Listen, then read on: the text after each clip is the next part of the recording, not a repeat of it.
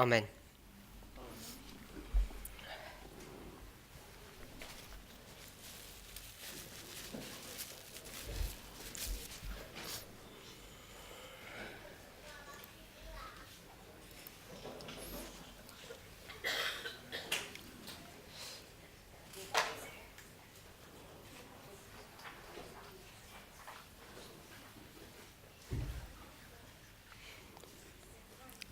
We'll just have a quick review of the material we've covered so far. We kijken nog terug kort naar wat we behandeld hebben tot nu toe. The subject that we're discussing is the nature and use of parables.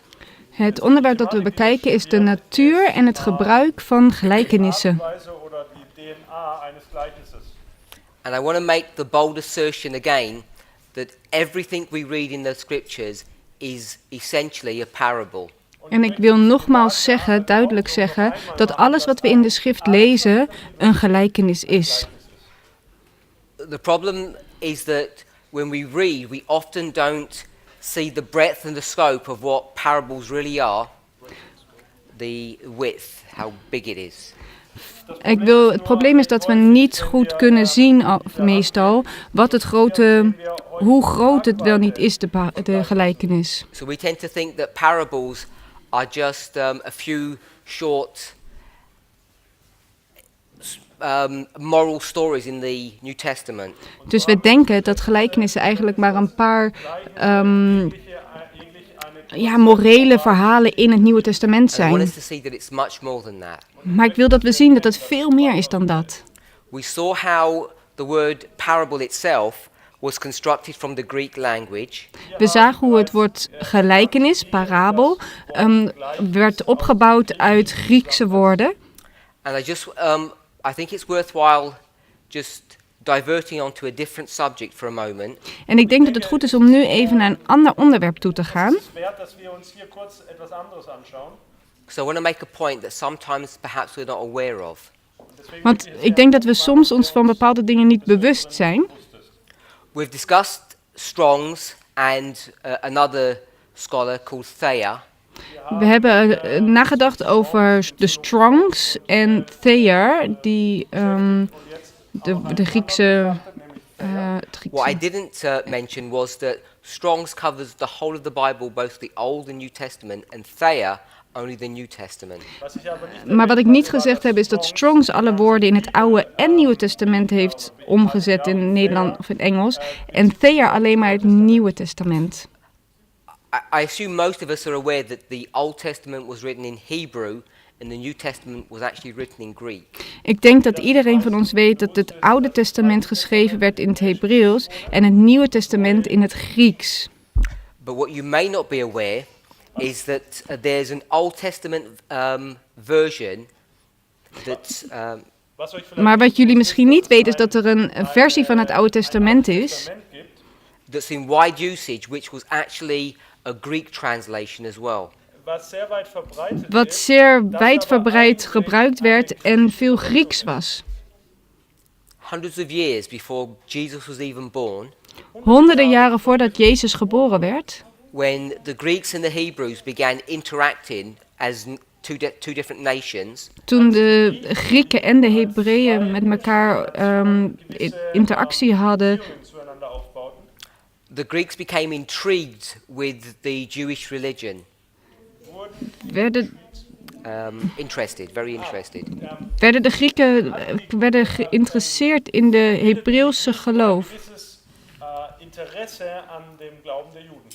And they requested a translation of the Old Testament or the Hebrew scriptures in their own language, in the Greek language. En de Grieken wilden dus een vertaling van het Oude Testament in het Grieks van de Joden krijgen. That Bible version is called the Septuagint. En die wordt de Septuaginta genoemd. Because there were 70 Hebrew scholars that wrote that Bible. Want er waren 70 Hebreeuwse geleerden die Bijbel schreven. The reason I'm mentioning all of this En ik zeg dit allemaal is because there are many New Testament passages omdat er vele passages in het Nieuwe Testament zijn that quote the Old Testament die het Oude Testament citeren.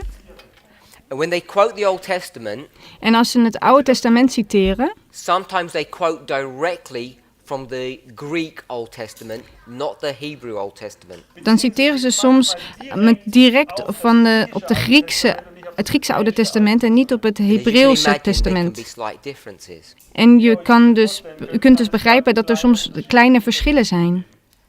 For those of you who are aware of these subtle differences, En voor diegenen die zich daarvan bewust zijn dat die verschillen er zijn, die kleine verschillen, you may be also aware that there are many conservative Adventists who think that the Septuagint is a corrupt Bible version.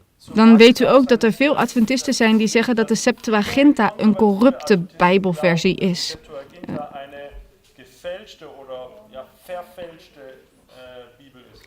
At a simplistic level, if you hold to that position, you may be correct. En op een bepaald niveau is dat ook wel zo. But the problem is that in the New Testament, when certain portions are copied from the Old Testament, they're from that Greek Old Testament. Maar The problem that you'll face het probleem wat we daarbij hebben, Jetzt begegnet, is often when the prophets in the New Testament, is dat wanneer de profeten uit het Nieuwe Testament, Neuen Testament, the disciples, de discipelen, Jünger, quoted from the Old Testament, dat ze citeerden uit het Oude Testament. zitiert. it's clear that they're quoting from the Greek Old Testament, not the Hebrew Old Testament. En dan wordt het duidelijk dat ze van het Griekse Oude Testament citeerden en niet van het Hebreeuwse. Nicht aus dem Hebräischen. And if you're not aware of that, En als u dat niet you might not duidelijk be able is, to explain why there are differences when the Old Testament is quoted in the New Testament. dan ziet u ook niet waarom dat er verschillen zijn tussen het Nieuwe Testament wat het Oude Testament citeert. Wie es dan eigentlich im Original drin steht. Now you might think, what has any of that got to do with you? En u vraagt zich misschien af, wat heeft dit allemaal met mij te maken? Das mit mir zu tun. The reason it's important De reden waarom het belangrijk is is, because there's a key Old Testament and New Testament passage omdat er een sleutelpassage in het Oude en Nieuwe Testament is, that we really need to understand properly. wat we echt goed moeten begrijpen. We're not going to study it, but I just want to point something out to you. We gaan het niet helemaal bestuderen, maar we gaan er wel even naar kijken. If you go to Acts Als we chapter naar- 15, Als we naar Handelingen hoofdstuk 15 gaan, as you turn in, en terwijl u daarheen gaat, this is the Jerusalem Council. dit is de vergadering te Jeruzalem. Ziel zu Jerusalem. That's the backdrop of this Bible passage. Dat is de achtergrond van deze There's a problem in the Bijbelpassage. church, Er is een probleem in de kerk. Ein Problem in der Gemeinde. and the problem, En het when I probleem, say the, en ik zeg het, it's actually a person. het is eigenlijk een persoon. Eigentlich auf eine Person. And the person is Paul, En de persoon is Paulus. and his understanding of the Old Testament, En zijn begrip van het Oude Testament. Alten Testament. and how those passages are being fulfilled in the history in which they're living. En hoe dit zich vervult in de tijd waarin hij leeft. Wie sich diese Abschnitte eben zu ihren Lebzeiten erfüllten. The church doesn't understand how to relate to Paul's ministry. En de kerk begrijpt niet hoe ze daarmee om moeten gaan, hoe Paulus dit begrijpt. Verhalten soll. To put it bluntly, Um es Om het maar zo te his zeggen, interaction eenvoudig. with the Gentiles is misunderstood. Hoe hij met de heidenen omgaat, wordt verkeerd begrepen. Heiden wird missverstanden. If you go to verse 15, Als u naar vers 15 gaat, that's Acts 15:15. dat is dus Handelingen 15, vers 15. Read. Und damit stimmen die Worte der En hiermede stemmen overeen de woorden der profeten So gelijk he ends by geschreven is. saying, as it is written.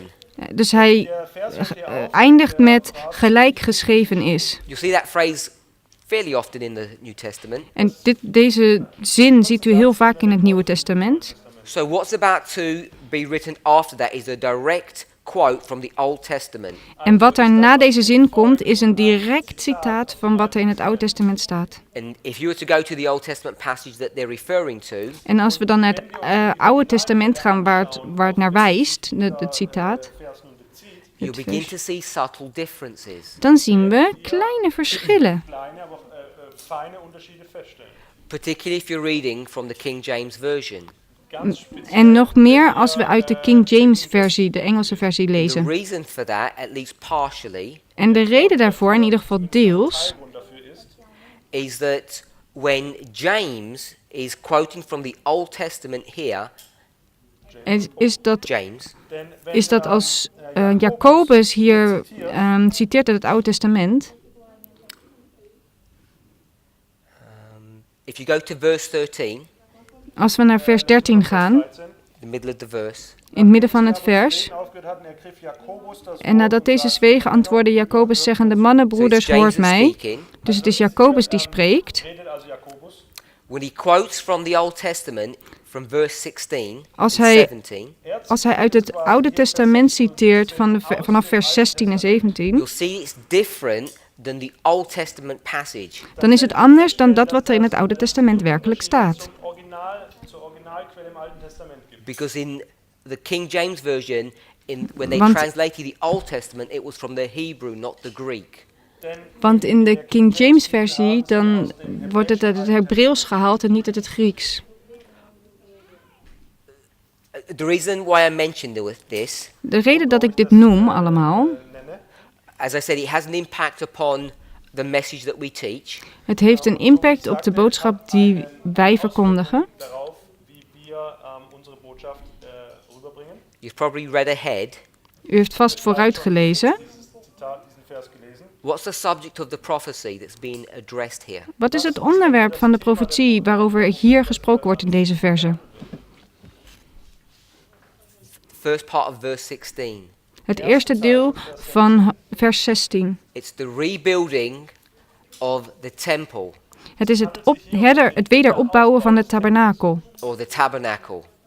Van de tempel, oftewel het tabernakel. You know that we talk about the rebuilding of the temple. En u weet dat we praten over het wederopbouwen van de tabernakel. So if you wanted to understand what we teach, you'd need to understand this passage. Dus als u wilt begrijpen wat wij leren, dan moet u ook deze passage begrijpen. If you're familiar with some of the symbology that we discuss in our movement today, En als u bekend bent met enkele symboliek in onze beweging die we nu leren, Der Symbolik in dieser Bewegung vertraut seid, die wir heute lernen, you would have noticed that it was Acts 15:15, a doubling. dan zult u gezien hebben dat het Handelingen 15 vers 15 dus een Apostelgeschichte 5, dubbel And getal you is. also will have noticed En dan heeft u ook gezien that he's quoting from the book of Amos, dat hij uit Amos citeert. chapter 9, verse 11. Amos 9 vers 11. Dus hoofdstuk 9, 11. So you have a doubling and you have 9:11. So Dus we we hebben- know there's some coded information here that we need to understand. Dus we hebben hier een dubbel vers en we hebben 9-11, 9-11. En dat is belangrijk, een sleutel wat we moeten begrijpen.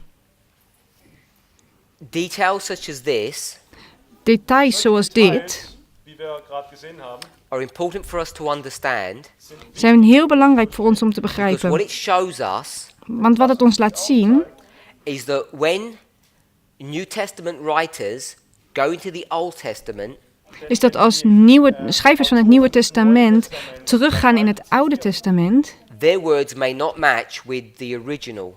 dan kan het zijn dat hun woorden niet precies overeenkomen vanuit het originele van het Oude Testament. En nog erger, When James quotes from Amos, from the Greek, denn als Jacobus citeert uit Amos uit het Grieks, zitiert, und zitiert aus dem Griechischen, he doesn't even quote accurately. dan citeert hij niet eens accuraat, He precies. spins some of those words Hij verdraait sommige woorden to make the point that he wants to make. om het punt te maken wat hij wil maken. er machen will. And many people today are not willing to objectively accept these little issues or little points. En veel mensen zijn nu deze dagen niet in staat om dat te accepteren, deze kleine punten. nicht akzeptieren. That's assuming that they're even aware of these things. Als ze al zich bewust zijn van deze dingen, dat het anders is. Der Thematik vertraut sind. So he's either paraphrasing, Dus of hij parafraseert, Gibt hier einfach nur mit seinen Worten wieder, which I doubt, wat ik bezweifle das. or betwijfel, he's deliberately changed the words of hij verandert de woorden met opzet. Den Text to suit the point that he wants to make. Om een punt te maken wat hij wil maken. He's not the only New Testament writer to do that. En hij is niet de enige in het Nieuwe Testament die dat doet. Autor im Neuen Testament, der das tut. And that's an important principle that I think many people don't acknowledge or even recognize. En dat is een belangrijk principe wat veel mensen niet herkennen of niet begrijpen. But now you do. Maar nu kunt u dat wel. And we're going to build upon that concept, that idea, as we go through some of our studies. En we gaan op dit concept bouwen als we door onze studies verder gaan. Festgestellt haben, darauf aufbauen, während wir fortfahren. Okay, so we've addressed that issue. Das haben Dus wir jetzt dit hebben we nu Let's even have a review bekeken. of what we spoke about. Nu gaan we terugkijken naar wat we al besproken hebben. We've seen the word parable is made up of two words, throw, near. We hebben gezien dat het woord gelijkenis uit 2 woorden bestaat, We then namelijk understand- gooi dichtbij. etwas nahe hinschmeißen. That we can pick up this word juxtaposition, Dus we kunnen het woord juxtapositie nemen, Überstellung nehmen können, which contrasts two different ideas, concepts, or objects, die 2 verschillende ideeën tegenover elkaar zet. zwei unterschiedliche Dinge. tall, short, male, female. Bijvoorbeeld groot, klein, man, vrouw. We can compare and contrast the two. We kunnen ze vergelijken en in contrast brengen, deze 2. Is there a difference between the male and the female? Is er een verschil tussen de man en de vrouw? No, there's Nee. no difference. Nee, er is geen verschil. Eve was created from the bone of Adam. Eva werd gemaakt uit het beenderen van Adam. In fact, if you look at the root of their names, it means the same. It's actually the same word. En als we naar de wortel van hun naam kijken, is het eigenlijk hetzelfde woord wat er gebruikt wordt. Feststellen, dass eigentlich beides das Gleiche bedeutet. In the Hebrew, they're both man, In het Hebreeuws zijn ze beide man. Männer. but there's an inflection on the word man for Eve, which means a female man.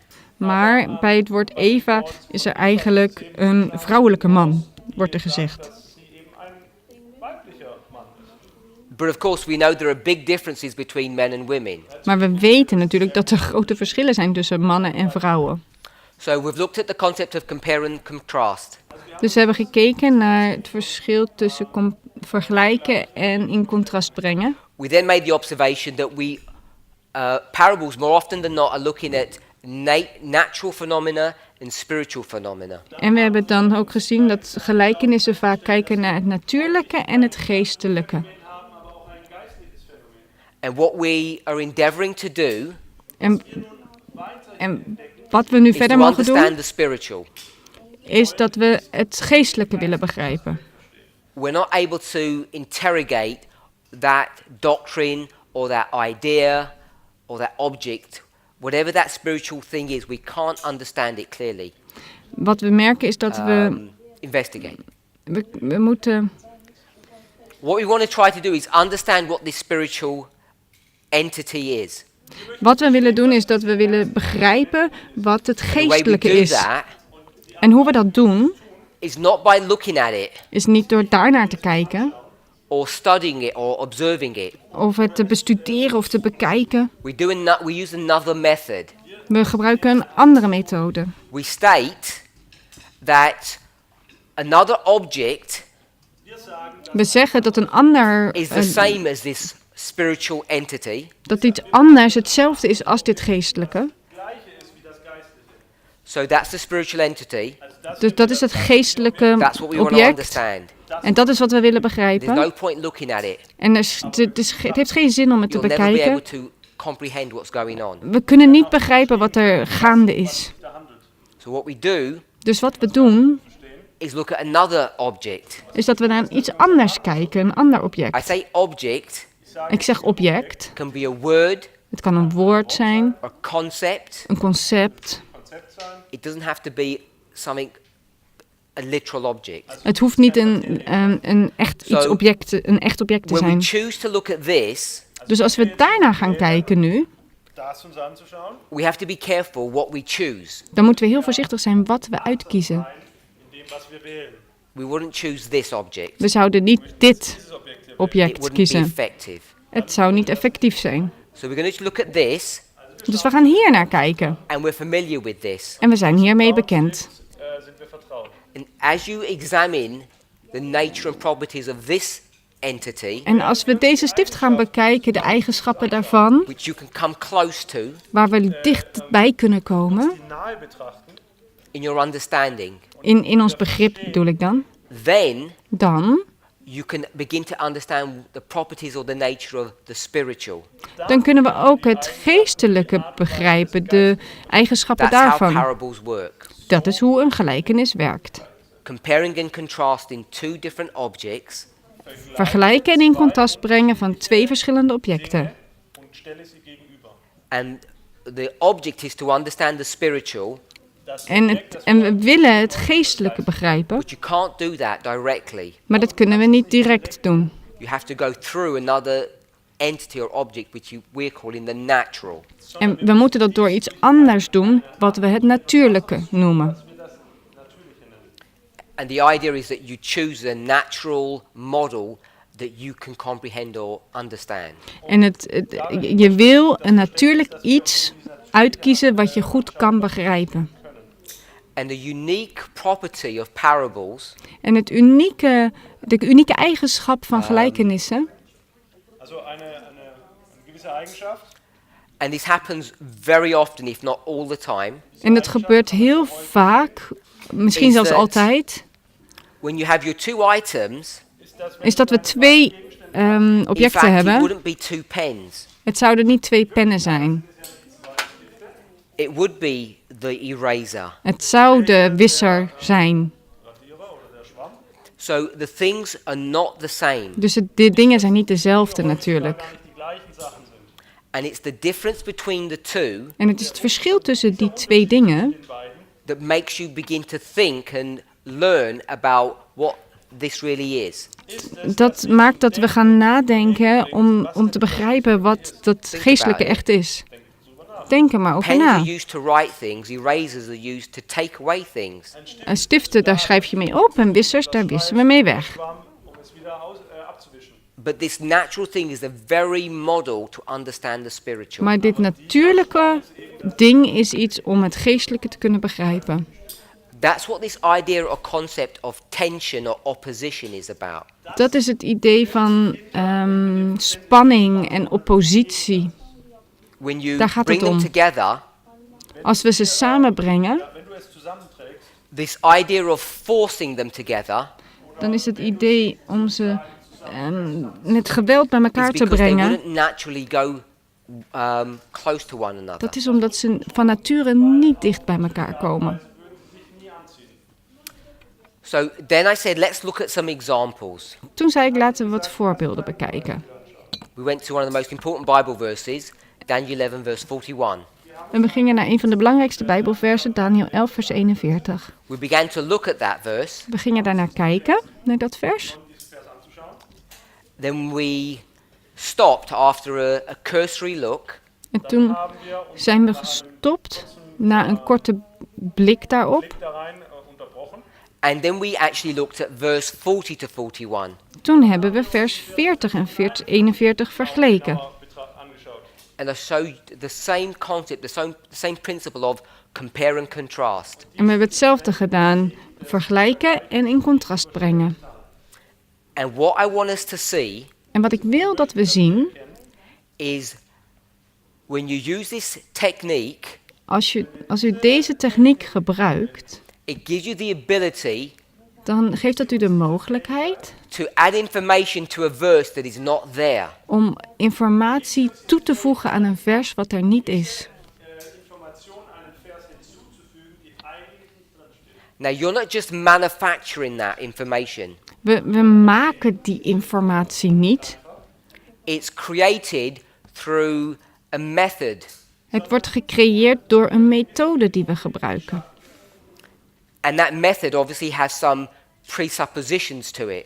En deze methode heeft wat You vooraannames erbij. assumptions. Und diese Dus dat zijn vooraannames zitten er aan deze methode. Annahmen The assumption that we're using En de aanname die we doen, is that this is a compare and contrast situation. is dat dit een vergelijk en in contrast brengen situatie is. des Vergleichs und des Gegenüberstellens. Therefore, Daarom the land of the south, verse 40, is het land van het zuiden in vers 40 is the same as the land of the glorious It's- country in verse 41. Het is dan hetzelfde als het land van het heerlijke So they're being brought land in together. vers 41. Dus ze worden samengebracht. Because they have similar properties. Omdat ze dezelfde eigenschappen hebben. Eigenschaften oder Gemeinsamkeiten haben. So at one level they're the same, at another level they're different. Dus op een bepaald niveau zijn ze hetzelfde en op een ander niveau zijn ze verschillend. Because they're the same, Omdat ze hetzelfde zijn. they both have cannons shooting each other. Ze hebben beide kanonnen die elkaar beschieten. They both do and experience the same thing. Ze doen en ervaren precies hetzelfde. So the south country Dus het land van het zuiden fights against the king of the north. vecht tegen de koning van het noorden. What would the glorious land be doing? Wat doet het heerlijke land, het sieraadland? Fighting against the king of the north. The same thing. Hij vecht ook tegen de koning van het noorden, hetzelfde. We would know that We zouden dat weten, because the rule teaches it. omdat de regel dat ons leert. Then what we would do En wat we dan doen, is go into history. is de geschiedenis ingaan. Is that a true fulfillment of the relationship between these two powers? Is dat een ware vervulling van de relatie tussen deze twee machten? Diesen beiden Mächten sozusagen finden. And the answer is yes. En het antwoord is ja. Auch finden wir da etwas? Ja. The United States, De Verenigde Staten, Protestantism, protestantisme, is against Catholicism, is tegen de katholieke kerk. the mortal enemies. Ze zijn vijanden. Feinde. In fact, Erzfeinde. this power here Eigenlijk is het zo dat deze macht hier wanted to destroy God's people. de godsvolk wilde vernietigen. And what did the United States do? En wat deed de Verenigde Staten? Defended them, En ze verdedigden ze. stood on their side and protected them. Ze stond aan de kant van de protestanten en verdedigde ze. Because it was an opponent or enemy of the king of the north. Want het was een vijand van de koning van het noorden. Nordkönigs. We all know that. Dat weten we allemaal. Yes. Ja, toch? So you can see that this idea to compare and contrast the two lands, the south land and the glorious land, that they have the same relationship when it comes to their relationship with the king of the north. Dus we kunnen dus zien dat het idee om deze versen te vergelijken en in contrast te brengen, omdat deze beide landen, het zuiden en het heerlijke land, dezelfde relatie hebben met de koning van het They noorden. both hate the king of the north. Ze haten beide de koning van het noorden. Hold on. Hé, wacht even. This glorious land Dit heerlijke land, dit is the sieraadland, army of the king of the north. is het leger van de koning van het noorden. The king of the south is not. De koning van het zuiden is het niet.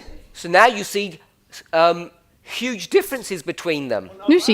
Nu zien we opeens grote verschillen tussen deze In twee. fact, Eigenlijk is het zo, we actually see them fighting against each other we zien dat ze tegen elkaar vechten. because the differences are so great. Omdat het verschil zo groot is. So we can see Dus we kunnen zien that this concept of compare and contrast is actually working properly here. dat dit concept van vergelijken en in contrast brengen eigenlijk goed werkt hier. Therefore, En daarom, if the king of the north als de koning van het can noorden overflow the king of the south, de koning van het zuiden kan overstromen, when it comes to deal with the glorious land, als we dan nadenken over het sieraadland, it too will overflow its enemy. dan zal het ook zijn vijand And when overstromen. it does so, En als dat het doet, many dan zullen vele dienaren, dienstknechten inhabitants of bewoners of the glorious land will be Van- overthrown. van het heerlijke land, het sieraadland, zullen te nedergeworpen In worden. the same way Op dezelfde that wijze many dat velen in the south country in het land van het zuiden were also overthrown zullen ook te nedergeworpen worden. when the country was overflowed. Toen het land overstroomd So werd. you can see how we can add information Zo by zien we compare hoe, and contrast. zo zien we hoe we informatie kunnen toevoegen door te vergelijken en in contrast te brengen. Durch das Vergleichen und Gegenüberstellen. So I'm hoping we can see the effectiveness of this and also the truthfulness of it. Dus we kunnen hopelijk zien het effect van wat we doen en ook dat het waarheid is wat we doen. So let's now go to verse 41. Laten we nu naar vers 41 gaan. Before we do so, En voordat we dat doen, you might think denkt u misschien, he just chose these verses specially because they're easy to do. hij nam deze versen expres omdat het makkelijk is bij deze versen om het te doen. But these are the verses that we're familiar with. Maar dit zijn de versen waar we bekend mee zijn. We'll do a couple more. Maar zullen er nog een paar doen? Famous verses that we're all using Bekende versen die we allemaal gebruiken, to try to convince you that I'm not just picking the easy ones and leaving the hard ones for you to sort out. zodat ik u kan overtuigen dat ik niet zomaar de makkelijke versen neem en de moeilijke weglaat. Okay, so we're in verse 41. Dus in vers 41. Many shall be overthrown, but Edom, Moab and Ammon shall escape. Velen zullen ter nedergeworpen worden, maar Edom, Moab en Ammon zullen I ontkomen. want you to remember Ik wil dat u onthoudt. this is not a study on Daniel 11, 40 to 45. I'm not trying to do that. Dit is geen studie over de versen 40 tot 45. Dat is niet wat ik hier wil doen. That would be a different study. Dat zou een andere studie zijn. All we're doing Het enige wat we doen, is going to a Bible verse is dat we naar een Bijbelvers toe gaan. to see how juxtapositioning works.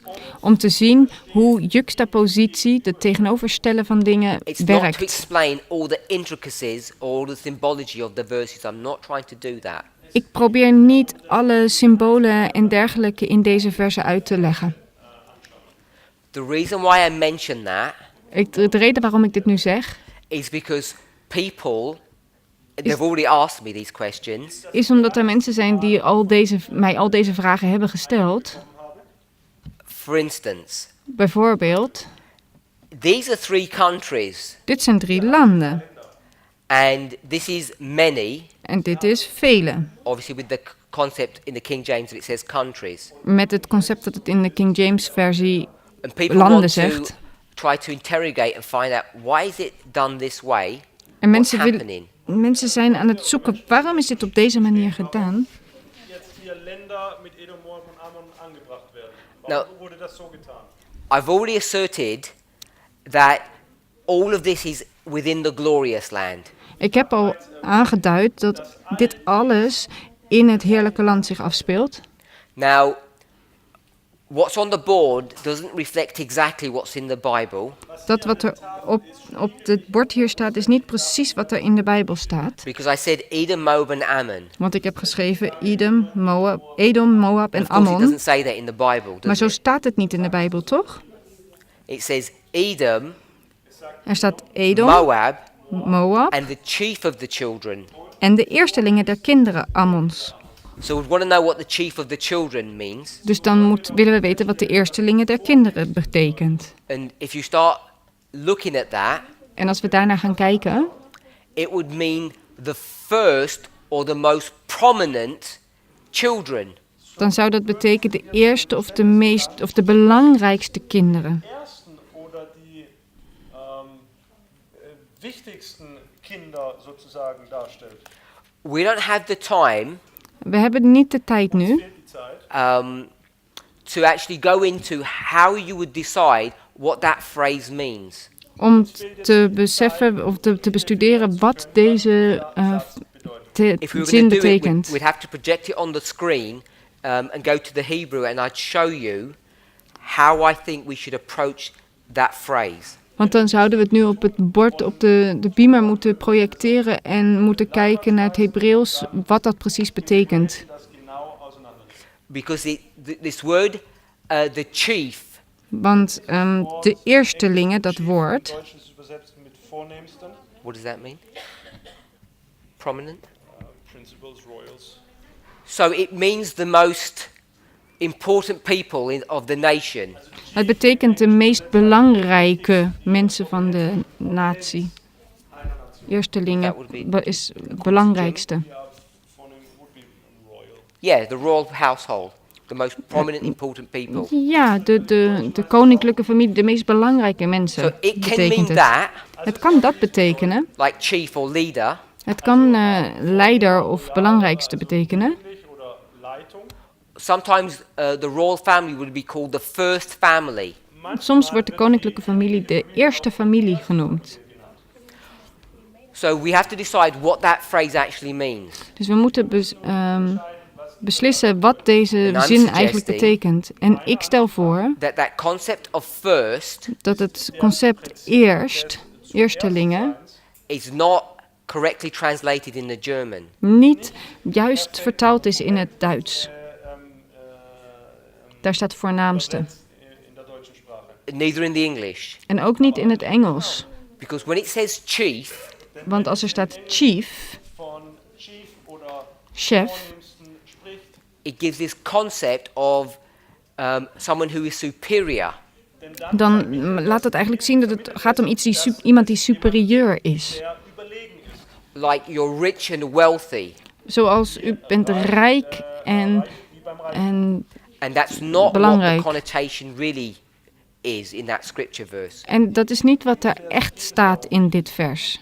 I'm suggesting Ik stel voor it's connected to the first fruits. dat het een verbinding heeft met de eerstelingen, de eerste vrucht. Like the one that is first in a queue. Sozusagen Dus de eerste, derjenige, der in einer Warteschlange de eerste in de rij. Of course, the people who are at the front of the queue are normally the most important. Meestal zijn de mensen voor in de rij de belangrijkste. vorne sind, die wichtigsten sind. But this concept is about the first fruit. Maar dit concept hier gaat over de eerstelingen, de eerste vrucht. First fruit. That's why they're smiling over there. Because they beat us. Lachen unsere holländischen Oh, onze Hollandse vrienden Zo. lachen nu, want er staat bij ons wel eerstelingen. We could discuss what children is. We kunnen ook nog nadenken over wat kinderen zijn. Im Englischen was Kinder bedeutet, im Deutschen steht es not, it's not in German. Okay, so maybe we'll have an opportunity if we have time this week. Misschien hebben we daar nog de mogelijkheid voor deze week Zo. om daar naar te kijken. I'm saying this is talking about the first fruits of Ammon. Dus ik zeg dat het hier gaat over de eerstelingen van Ammon. Het staat in The de reason why that's important Nederlandse Bijbel goed en dat is belangrijk is you have a omdat first fruit, you have a last fruit. als je een eersteling hebt, dan heb je ook een laatste vrucht. And the first fruit is happening in this verse 41. En de eerstelingen, dat gebeurt dus in dit vers. So you'd want to locate where the last fruit would be happening. En dan willen we ook weten waar de laatste vrucht verzameld wordt, ontkomt. You don't have that many verses. En er zijn niet zo heel veel verzen. So I'm suggesting, the reason I say suggesting, it's not just like my random idea, it's because I'm not proving it. That's why I say suggest. Ik zeg elke keer, ik stel voor, omdat het niet zomaar een idee is. Maar ja, ik stel het You'll voor. see the last fruit in verses 42 and 43. Ik stel voor dat we de laatste vruchten zien in vers 42 en 43. So there's things like that we're not discussing. That's not the purpose of this study. En dat zijn dingen die we eigenlijk nu niet discussiëren, want daar gaat het nu niet om in deze studie. I don't want you to leave you with this idea that we have got weak arguments about the understanding of these verses. We've got very strong arguments. En ik wil jullie ook niet het idee geven dat we maar zwakke argumenten hebben over het begrip van deze versen, want we hebben hele The sterke purpose of these argumenten. studies is not to discuss them. En het doel van deze studie is niet om daarover na te denken. Rather, what I want to do Maar wat ik wil doen, was to look how we can approach these verses by seeing these structures or patterns, compare and is contrast. dat we beter naar deze versen leren te kijken, hoe we dat kunnen zien met deze patronen. En So if you're comfortable, dus als u daartoe in staat bent, als u zich that in dat verse 41, toevertrouwt, dat in vers when the king of 41, the north enters the glorious land and overflows, waar de koning van het noorden het Sieradland binnentrekt en het overstroomt, two things will happen. dan zullen er 2 dingen gebeuren. Many Velen will be overthrown zullen ten nedergeworpen worden in this country, in dit land, but others, maar anderen, labeled as Edom, Moab, and Ammon, namelijk Edom, Moab en Ammon, Moab und Ammon zusammengefasst. shall escape. zullen ontkomen. And what that's teaching you, En wat dat ons leert, if we read verse 42, als we vers 42 lezen, Vers 42. en hij zal zijn hand aan de handen leggen, ook zal het land van Egypte niet ontkomen. when he stretches his hand over the countries and Egypt, En als hij zijn hand legt aan de landen en ook aan Egypte, Aus und auch nach Ägypten. we know that the first fruit of Ammon have escaped in 41. dan weten we dat de eerstelingen van Ammon in vers 41 ontkomen So zijn. therefore you know, Daarom weten we when he stretches his hand upon the countries and Egypt, dat als hij zijn hand legt aan de landen en aan Egypte, Den Ländern ausstreckt und nach Ägypten ausstreckt. it doesn't have to tell you dan hoeft het u niet te vertellen Explizit erwähnt werden. that some are going to escape. dat sommigen zullen ontsnappen. You know that. Dat weten we al. And I'm not saying you know that just because it says first fruit in 41, therefore last fruit in 42. En dat is niet alleen omdat er staat dat de eerstelingen in vers 41 zullen ontkomen en dus de laatste vrucht in vers 42 moet You ontkomen. know it by compare and contrast. Maar dat weet u door te vergelijken en in contrast te brengen. Because you can compare 41 with 42. Want u kunt vers 41 met vers 42 vergelijken. Begin to see how it works. Begint u te begrijpen hoe het werkt? If someone escapes in 41, they're going to escape in 42. Als iemand in vers 41 ontsnapt, dan ontsnapt hij ook in vers It's just 42. that these verses are particularly easy. En deze versen zijn wel echt heel makkelijk. I knew you were going to say that. She said it's easy for me, but not for her. Ik wist dat u dat ging zeggen. Ze zegt het is makkelijk voor jou, maar niet voor What I mij. meant by easy, Wat ik bedoelde met makkelijk, it tells you first fruit. het zegt ons eerstelingen. Therefore you say there must be a last fruit. Daarom zeggen we er moet wel een laatste vrucht ook zijn. I'm saying if it didn't say first fruit, Als er niet eerstelingen had gestaan, Wäre Erstlingsfrucht. we'd still be able to work it out. dan zouden we het nog steeds kunnen uitwerken tot wat we nu weten. By compare and contrast. Door te vergelijken en in contrast te brengen. Vergleichen und gegenüberstellen.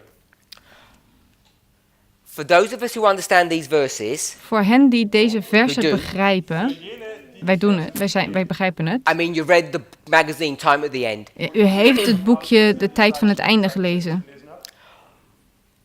We've said that the king of the south Dan zeggen we, is Russia. dat de koning van het zuiden Rusland is.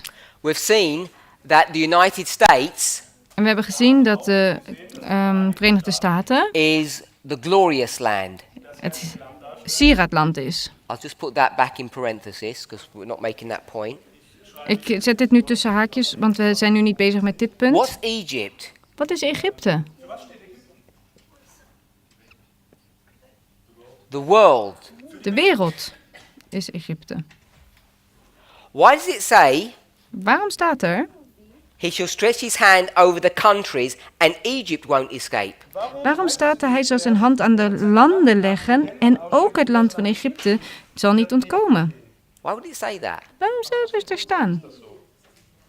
It's redundant, isn't it? Het is overvloedig, toch? If we're saying that this is the world, Als we zeggen dat dit de wereld it is. could have just said all the other countries. Het zou ook kunnen staan alle andere landen. Wir sagen können, alle anderen Länder. Could have just said Egypt. Of dat had kunnen staan gewoon Egypte. I want to suggest, Ik wil voorstellen, if you go to verse 40, als we naar vers 40 gaan. Vers 40 gehen. what does the king of the north do? Wat doet de koning van het noorden daar? We're talking about the second part of the verse. What is he going to do? We praten over het tweede deel van het vers. Wat zal hij doen? Take the south, Hij neemt het zuiden in. then what? En dan? Countries. En dan de landen.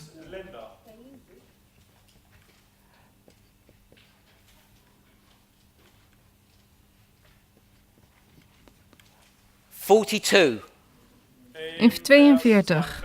What's he going to do? Wat gaat hij daar doen? Shall stretch his hand upon Hij zal zijn hand leggen aan the countries. de landen. Then what's he going to do? En wat doet hij daarna? Deal with Dan Egypt. neemt hij Egypte.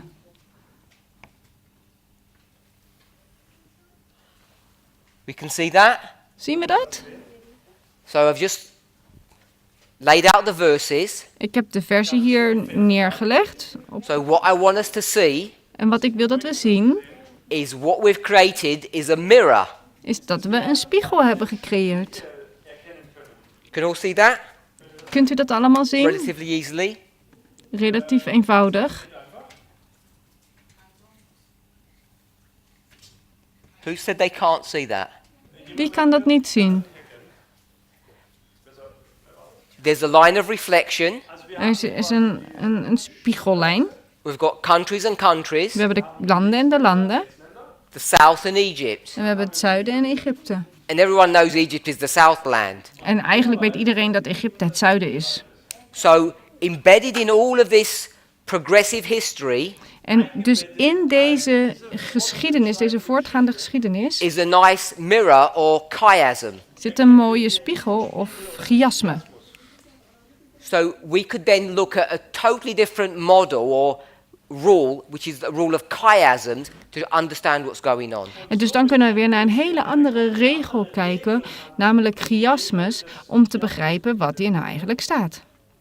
I don't know. Can't remember what it said. Ja, so, also die Regel des Chiasmus oder des Spiegels sozusagen. Is there a question? Or? Where's countries in verse 41? No, not in verse 41. I've got verse 41 as the reflection point. Oké, de vraag werd gesteld, waar is landen in vers 41? Nee, niet in vers All I've done is 41. Ik heb het, reflected 41 is de 40, spiegel. Ik heb 40 en 42 tegenover elkaar gezet als spiegel. Because verse 41 Vers is 41 the change from this history to this history. It's Is a the change of dispensation. is de verandering van vers 40 naar vers 42. Het is de verandering in dispensatie. Geht die Geschichte von Vers 40 über in die Geschichte von Vers 42. We could call it an inflection point. We call it a turning point in the movement. We kunnen het een draaipunt noemen, een We'll just call it a veranderingspunt. turning point. We noemen het gewoon maar een veranderingspunt, een draaipunt.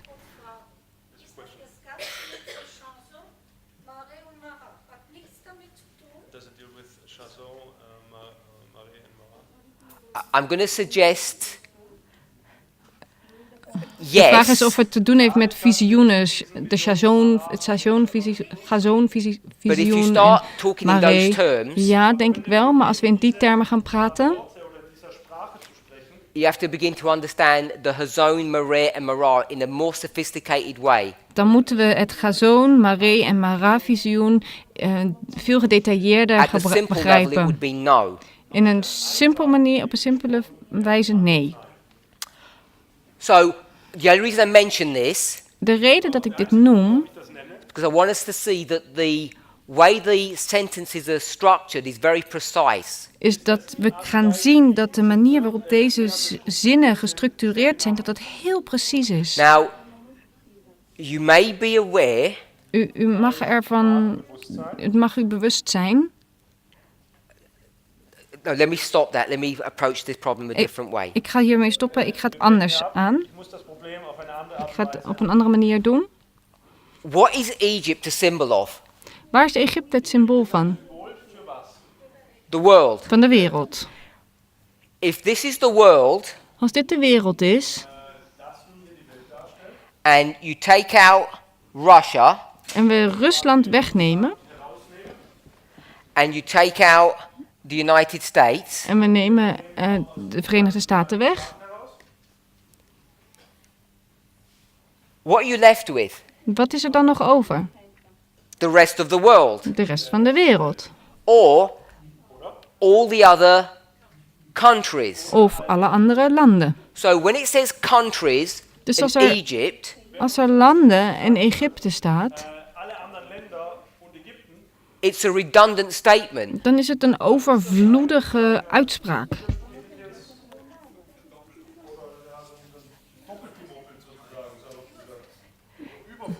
Is it really redundant? Is het echt overvloed te veel? Of course not. Because that Natuurlijk would be a niet, waste of ink. want dat zou zonde van de inkt zijn. Verschwendung von Tinte.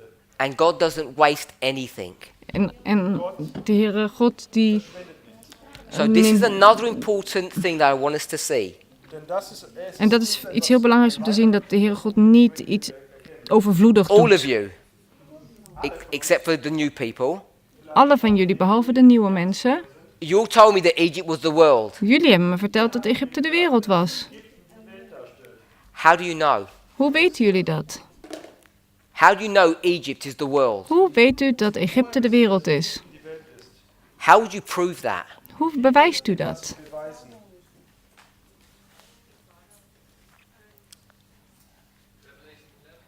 So people will go either into different places in the Bible, Dus mensen gaan of naar verschillende plekken in de Bijbel, or they'd go to a Spirit of Prophecy quote, of ze gaan naar de geest der profetie. Tat aus dem Geist der Weissagung zu Rate ziehen.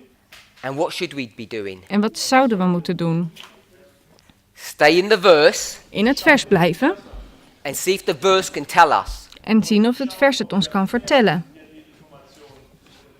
So I'll ask the question again. Dus ik vraag het nu nogmaals. How do we know the Egypt is the world? Hoe weten we dat Egypte de wereld is? Ägypten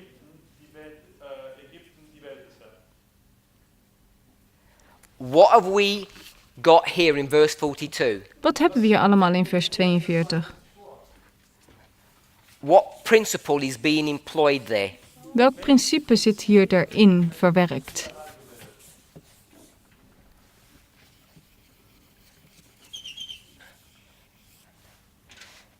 It's using a principle Het gebruikt het of principe repeat. van herhalen. Hier wird das Prinzip der Wiederholung, So you'll know. Jullie weten het allemaal. das Prinzip der Wiederholung und Erweiterung. Herhalen Zo. en vergroten. Repeat and enlarge. What does repeat mean? Was bedeutet denn Wat betekent herhalen? It means say it again. Het opnieuw zeggen. Woe, woe. Wee, wee. Chapter 15, verse 15. 15, 15. Hoofdstuk 15, vers 15. 15, 15, No additional 15. information. Geen extra informatie. Enlarge Maar vergroten, is verbreden, repeating the information, is het herhalen ervan. das Gesagte wiederholen? but you say it in a different way, Maar we zeggen het dan anders. and that different way gives you added information. En door het anders te zeggen, hebben we extra informatie. So that's what they're doing here in verse 42. En dat is wat we doen in vers 42. And so you can see that countries Dus we kunnen zien dat landen equals Egypt. gelijk staat aan Egypte. And we know En we weten two of the countries that have been taken out, King of the South, dat 2 landen al nedergeworpen werden. glorious land. De koning van het zuiden We en know Sieratland. We weten dat. Sorry, I don't know what I was doing there. So, oh yeah, because it was countries. Oh ja, het was Forgot that. landen, So niet countries land. is Egypt. Dus landen zijn Egypte. So to prove that Egypt is the world, the verse does that for you easily. Dus om te bewijzen dat Egypte de wereld is, dat doet het vers zelf al, heel makkelijk. Macht der Vers für euch. That's your first witness. Dat is de eerste getuige. Zeuge sozusagen. I didn't ask Brother Mark which verse in Revelation 11. I assume he's correct. Ik vroeg broeder Mark niet welk vers in Openbaring 11, maar ik neem aan dat hij But juist heeft. then that would be your second witness. Maar dat zou dan uw tweede And then getuige you'd know zijn. you're correct. En dan zou u weten dat u juist ligt. Dat u het juist Because if you hebt. went to Revelation 11, you'd have to go somewhere else. Want als we You'd naar have to go somewhere else Openbaring as well, 11 zouden gaan, dan besides zouden we naar Revelation nog 11. ergens moeten gaan om het te kunnen bewijzen voor een tweede getuige. Noch einen Vers haben, um die gleiche Sicherheit zu haben. Everybody can see that.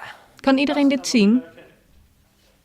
Easy to see once it's brought to your attention.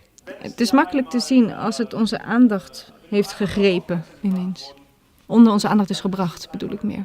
So I'm sure the people who are paying attention, Dus die aandacht hebben gehad hiervoor, before you come to me at the end, voordat u naar me toe komt aan het einde van deze I presentatie. haven't forgotten about these countries. Ik ben niet deze landen No. vergeten. Ich habe die Länder jetzt hier nicht vergessen.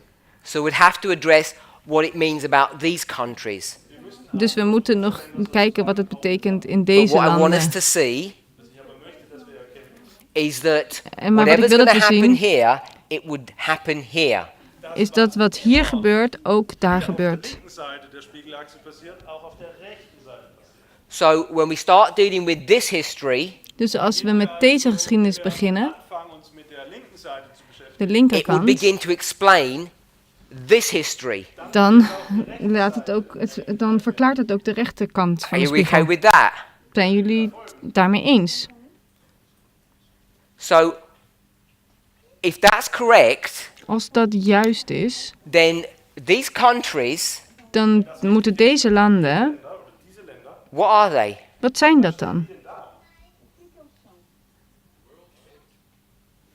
The world? Die Welt, The world's going to be taken Moet het before the dan United States? de wereld zijn? De wereld wordt veroverd voor de Verenigde Staten? We know how we deal with verse 40. We weten toch hoe we, know how we normally deal with verse vers 40. 40 uitleggen. What are these countries? Wat zijn deze landen? These are the satellite states. Dit zijn de satellietlanden. You know those countries? Poland, Ukraine, Yugoslavia, all those satellite countries on the east of Europe Jullie kennen toch that wel separate. de satellietlanden Poland, Roemenië en al die landen in Oost-Europa die zich hebben afgescheiden? If we put equals here, Als we daar een is-teken zetten, what are you going to be forced to do? wat moeten we dan doen? was zwingt uns das dann zu tun? Put equals here. Dan moeten we ook hier een is-teken neerzetten. Spiegel müssen wir dann auch Gleichheitszeichen auf der anderen Seite setzen. Can you see the problems that we're going to begin to face now? Zien jullie nu het probleem dat we beginnen te krijgen? Ins Auge schauen.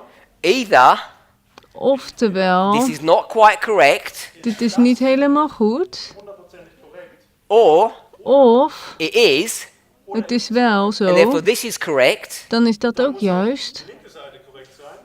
And if this is correct, En als deze linkerkant juist is, what have we been saying for the last 2 years? wat hebben we dan de laatste jaren gezegd? When we were admitting that we'd made mistakes Toen we zeiden dat we eigenlijk een fout hadden gemaakt. Fehler gemacht haben. by incorrectly identifying who the king of the south is. Toen we fout hadden gezegd wie de koning van het zuiden is. So if it's Russia and not the Soviet Union, Als de koning van het zuiden namelijk Rusland is en niet de and they're Sovjet-Unie, two separate entities, en dat zijn twee verschillende dingen, Dinge sind, if that's correct, als dat juist is, then this is not correct. dan klopt dit niet. das nicht korrect. That the countries are not Egypt. Dan zijn de landen niet Egypte. And if they're not Egypt, En als ze niet Egypte zijn, Ägypten sind, then we have to reconsider how we're going to identify what happens in the Sunday law history. dan moeten we opnieuw gaan nadenken wat er gebeurt in de geschiedenis van de zondagswet. Krise passiert. So, even though you may not know the answer, Ook als u wellicht het antwoord niet weet, what I want to identify to you wat ik wil laten zien aan u, Herausstellen möchten, is the power of these structures in identifying what would be right and what would be wrong. is de kracht van deze structuren om te laten zien wat juist is en wat onjuist is. was wahr und was falsch ist. Because you can't take this history before the Sunday law Want je kunt niet deze geschiedenis voor de zondagswet nemen and separate it from the history after the Sunday en law. het helemaal apart nemen van de geschiedenis na de zondagswet. They have to be the same. Ze moeten hetzelfde zijn. We can see the sameness, can't we? We kunnen toch From this mirroring. de overeenkomsten zien, toch? Door dit spiegelen. So either Dus we oftewel, need to reconsider how we identify this history, ofwel moeten we kijken hoe we deze geschiedenis heridentificeren. that either the king of the south can be identified as Russia and the Soviet Union, Dat de koning van het zuiden zowel Rusland als ook de Sovjet-Unie is. or, Oder Of, did I say something wrong?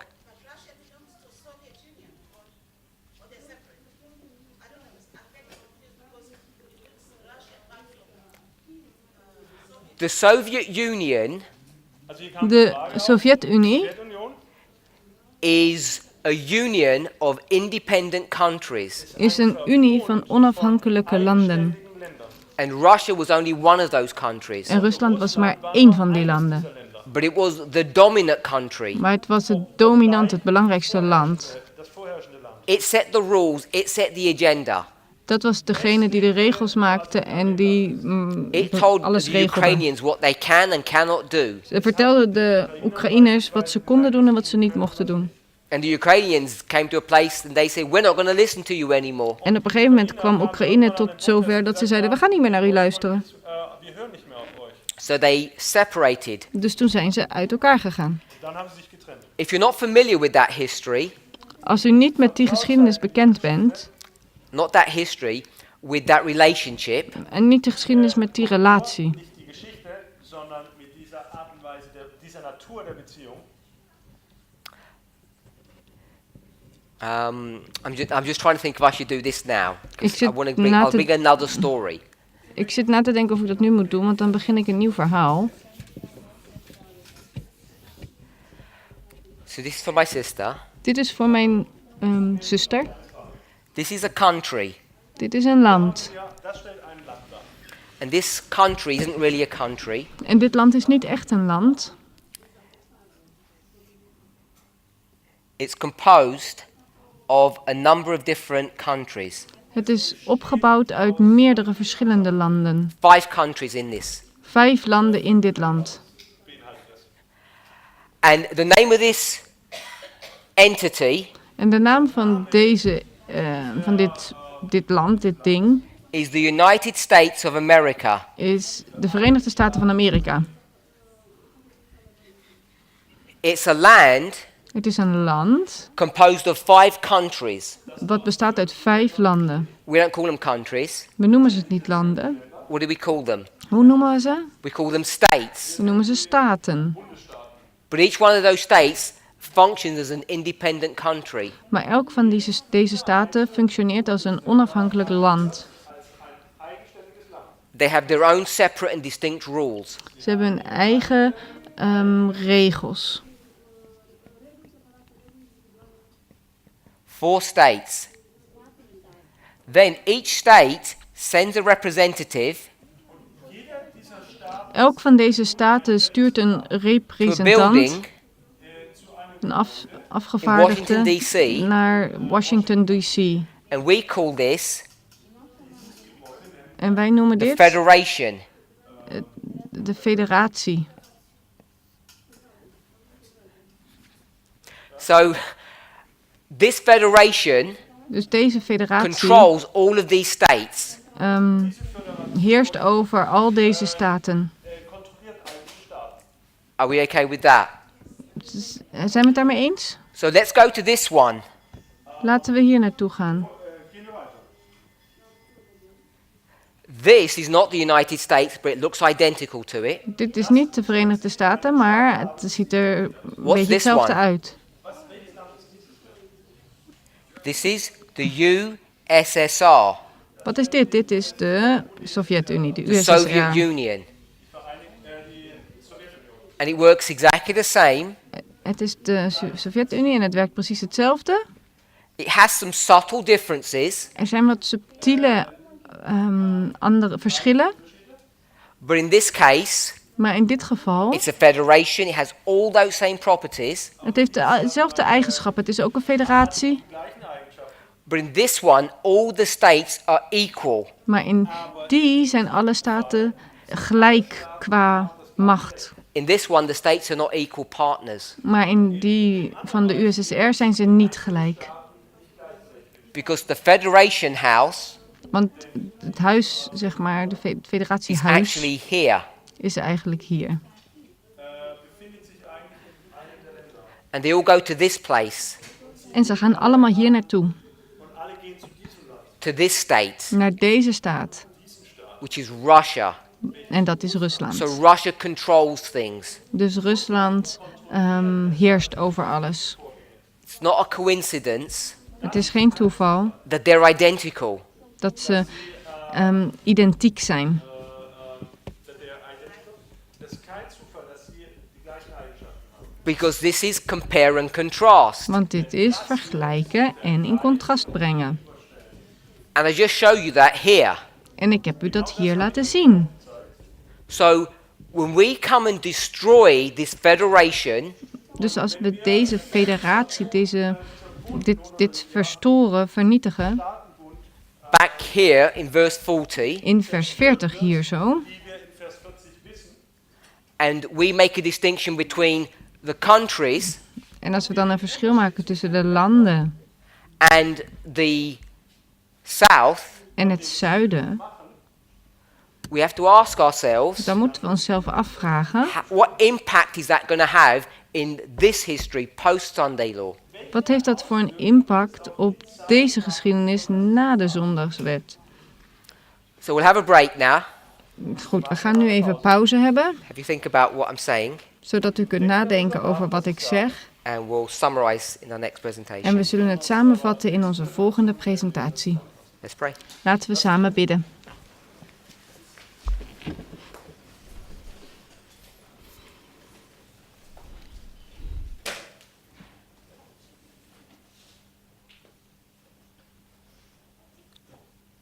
Heavenly Father, we thank you for your goodness and mercy.